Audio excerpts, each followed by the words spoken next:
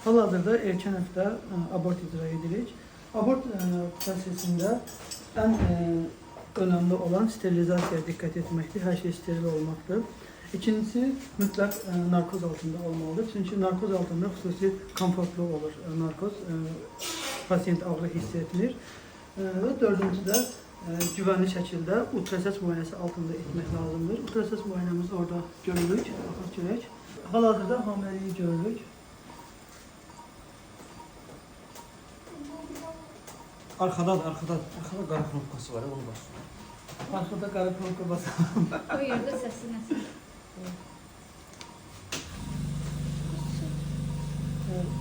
Şimdi biz vakumla səsini eşitisi gəldik ki, hamileliği sonlandıracağıq.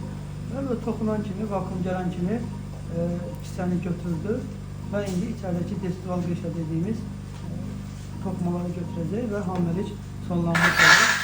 Bu şəkildə pasiyent tamamilə komfortlu, rahat bir şəkildə abort icra olunur. Abortun icra edilməsi 12 həftəyə qədər yəni hökumət icazə verir, qanunidir. 12 həftədən sonra isə abort prosesi icra olunmur, çünki artıq o qeyri-qanuni sayılır. Bu şəkildə endometriumuz görürük, dümdüz xat şəklindədir. O deməkdir ki, qəşəng abort etmişik və burada qalıq qalma, içəridə nəyisə qalma ehtimalı yoxdur. Çünki biz tamamilə orada ola biləcək hər şeyi götürmüşük.